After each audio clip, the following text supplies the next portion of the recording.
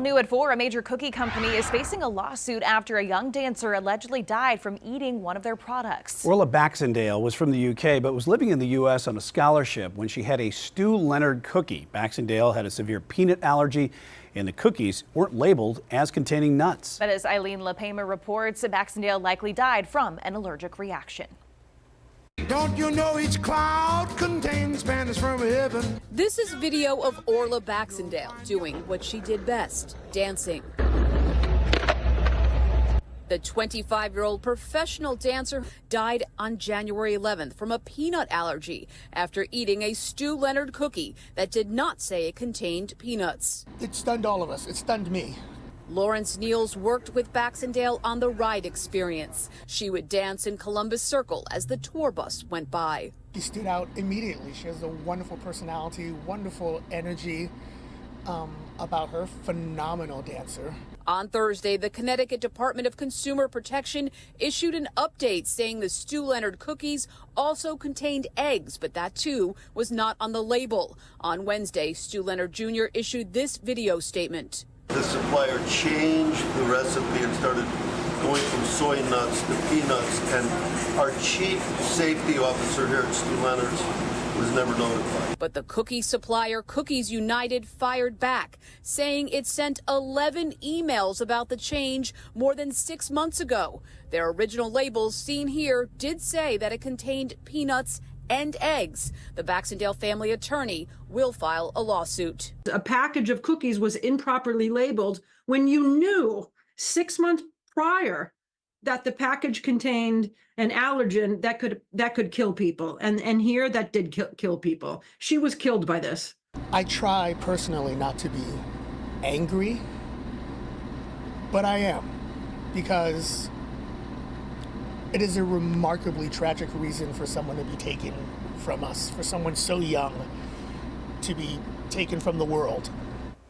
Queen City News Chief Legal Analyst Khalif Rhodes here to weigh in on this incident. Khalif, first, your reaction to what happened here. Sad, tragic. This is, I had 2 daughters that are allergic to nut trees, and so for me, I saw this story and I was like, wow. I look at all the labels, I look back and forth, I make sure like 1,000 times before I even give them anything that store made. Most of the time we make things just because I don't even want that to happen. But the fact that you see a label and the label was mislabeled, I mean, I just skipped the beat for a second. I'm like, wow. That trust. Well, I mean, you should be able to trust the label. You should. And I mean, it goes to the heart of like, everything is so fast, right? And we live in this, okay, I put so much trust in everybody else in doing everything from dry cleaning to, you know, the chores and the folding clothes and to your food that you anticipate that at some point the label has to be correct. And if the label's not correct, like what are we supposed to do? And so from a legal aspect, you can see the finger pointing is already happening, because if I'm filing a claim, I'm suing everybody. I'm suing the store, I'm suing the manufacturer, I'm suing the person that delivered the cookies, because someone has to be accountable for this mistake, and this young lady should not have died. Well, and so does this go beyond civil liability, and does the FDA get involved in something like this? I don't even know what else they could do, because I mean, the labeling system, and I've worked with a number of companies that have went through that process. That's a hard process. You have to go to a nutritionist company. NC State is the one that I would send a number of companies to. They go through and they test out the product, ensure what was in there, then you send it back. So that process is a hard process to go through already. And ensuring, they said that they sent 11 emails. Why they were on notice. That's what the attorneys attempting to do, to let them know that you guys were on notice and you failed to respond when you were on notice. And so I'm bringing everybody to the table, and I need the judge to sort it out. I need you guys to say, well, no, actually, they weren't in here. But one of these companies is going to pay a lengthy amount of money. I mean, this is a nightmare for a parent to be going through. And to go through the legal process of how to file a claim, I would hope that one of the companies would just say, you know what, we dropped the ball. You know, we apologize. Yeah, you said 11 emails. That's pretty damaging. What kind of damages would we be looking at? Millions. Like this? Millions. I mean, she was a professional dancer at one of the most prominent dance companies, Alvinelli, in the country, in the world, if not. And so she had a promising future. I mean, those dancers can command multi-million-dollar salaries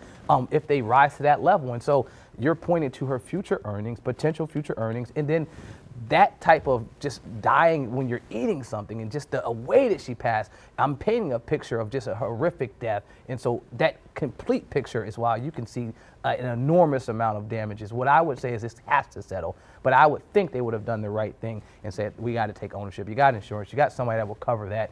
the pointing back and forth was something that I did not anticipate having. I mean, if you pick up that package that was still on your shelf because you had to recall it, you pick up the package and it still had no notice of peanuts in there, that's a problem. That's a big problem and a big mistake that unfortunately and tragically ended. And I'll add this, her friends, they also will have to go through the traumatic portion, because when I read the story, it said they tried to save her with the EpiPen. And so this touched multiple people, something that could have been avoided. How did their lawyers not pick it up, though? That they had those 11 emails. Too many people doing too many things. Most of the time in a company like that, it's the compliance person that's doing that, and someone dropped the ball, guaranteed. All right, Kali, thank you.